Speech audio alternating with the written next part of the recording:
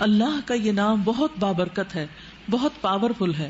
قرآن مجید میں آتا ہے تبارک اسم ربک ذو الجلال والاکرام، بہت بابرکت ہے تیرے رب کا نام جو جلال اور اکرام والا ہے. حقیقت یہ ہے کہ انسان کو ہر موقع پر اللہ کو یاد کرنا چاہیے اور اس نام کے ساتھ پکارنا چاہیے.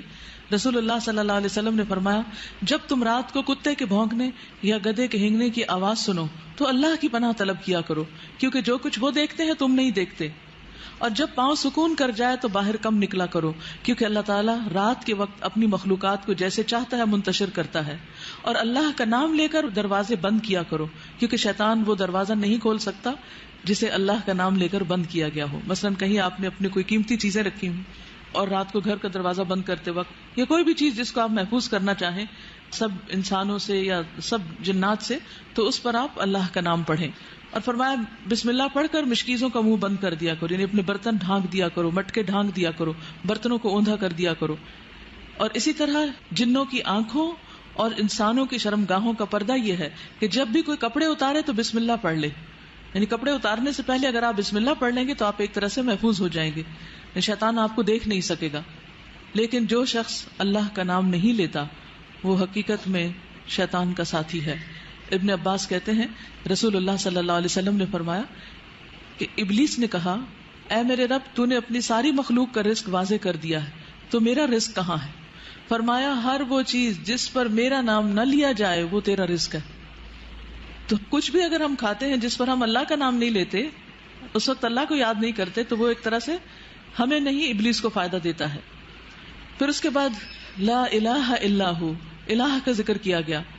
اور لا الہ الا ہو جو ہے، لا الہ الا اللہ افضل ترین ذکر ہے. یعنی آسمان و زمین اور ان کے درمیان کی ساری چیزوں کو ترازو کے ایک پلڑے میں رکھ دیا جائے.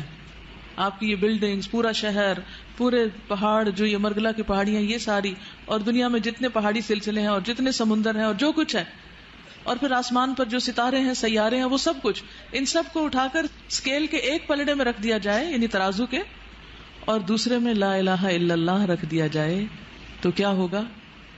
لا الہ الا اللہ کا پلڑا جھک جائے گا. تو اس سے آپ اندازہ لگا سکتے ہیں کہ لا الہ الا اللہ پڑھنا کتنا وزن رکھتا ہے.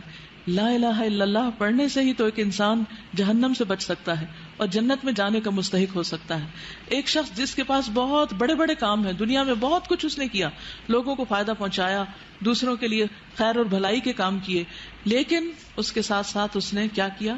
شرک کیا، تو اس کے وہ سارے عمل برباد. اس کے برعکس ایک شخص نے لا الہ الا اللہ پڑھا لیکن اس کو کوئی بڑے کام کرنے کا موقع نہیں ملا، تو اس کلمے کی برکت سے وہ قیامت کے دن جہنم کی آگ سے محفوظ ہو جائے گا. اور اگر کسی وجہ سے وہ چلا بھی گیا دوزخ میں تو اسی کلمے کی برکت سے وہ اس سے باہر بھی آ جائے گا. لیکن جس نے یہ کلمہ نہیں پڑھا وہ ہمیشہ ہمیشہ کے لیے جہنم کی آگ کی نظر ہو جائے گا. پھر اسی طرح اللہ سبحانہ وتعالیٰ کی صفات الحی القیوم کا ذکر ہے. یہ بھی بہت زبردست صفات ہیں، اور ان میں اللہ سبحانہ وتعالیٰ کا اسم اعظم ہے جس کو پڑھنے سے دعائیں قبول ہوتی ہیں. اسی لیے ہم دیکھتے ہیں کہ بدر کے موقع پر جب حالات بہت تنگ تھے تو نبی صلی اللہ علیہ وسلم نے کن اسماء کو پکار کر دعا کی تھی؟ یا حی یا قیوم برحمتک استغیث. حضرت انس کہتے ہیں میں نبی صلی اللہ علیہ وسلم کے ساتھ تھا کہ ایک آدمی نے دعا کی اور کہا یا بدیع السماوات یا حی یا قیوم انی اسألک، اے آسمان کو عدم سے وجود میں لانے والے، اے زندہ، اے قائم رہنے والے، میں تجھ سے سوال کرتا ہوں، یعنی میں تجھ سے مانگتا ہوں اپنی ضرورت کی چیز. تو آپ نے فرمایا کیا تمہیں معلوم ہے کہ اس نے کس چیز کے ساتھ دعا کی؟ قسم اس کی جس کے ہاتھ میں میری جان ہے، اس نے اللہ کو اس نام کے ساتھ پکارا ہے کہ جب اس نام کے ساتھ اللہ کو پکارا جاتا ہے تو وہ دعا قبول کرتا ہے. تو آپ چاہتے ہیں کہ آپ کی دعائیں قبول ہو تو یہ تینوں نام اپنے ریمائنڈرز میں لکھ لیجئے. جب بھی آپ چاہیں کہ آپ کی دعا قبول ہو تو پہلے اللہ تعالیٰ کو ان ناموں سے پکاریں اور پھر دعا مانگیں. قیامت کے دن جب لوگ جنت میں چلے جائیں گے تو جمعے کے دن اللہ تعالیٰ اعلیٰ علیین سے اپنی کرسی پر نزول فرمائیں گے. پھر اللہ تعالیٰ کرسی کو نور کے ممبروں سے گھیر دیں گے، یعنی کرسی کے ارد گرد کیا ہوں گے؟ نور کے ممبر. نبی آئیں گے یہاں تک کہ اس پر بیٹھ جائیں گے نور کے ممبروں پر. پھر اللہ تعالیٰ ممبروں کو کرسیوں سے گھیریں گے. صدیق اور شہداء آئیں گے یہاں تک کہ وہ ان پر بیٹھ جائیں گے. پھر اللہ تعالیٰ اپنی کرسی پر چڑھیں گے، اس کے ساتھ شہداء اور صدیق بھی چڑھیں گے. یعنی اللہ سبحانہ وتعالیٰ قیامت کے دن اپنے بندوں سے جس طرح ملاقات کریں گے اس کا ذکر یہاں کیا گیا ہے. صحیح الترغیب والترہیب کی حدیث ہے. وَهُوَ الْعَلِيُّ الْعَظِيمُ، اور وہ بلند ہے، بہت عظیم ہے. اور حقیقت یہ ہے کہ اللہ سے بڑی کوئی بھی چیز نہیں. اس لیے ہمیں اللہ تعالیٰ کے ناموں کے ساتھ دعا مانگتے ہوئے خصوصاً تسبیح کرنی چاہیے.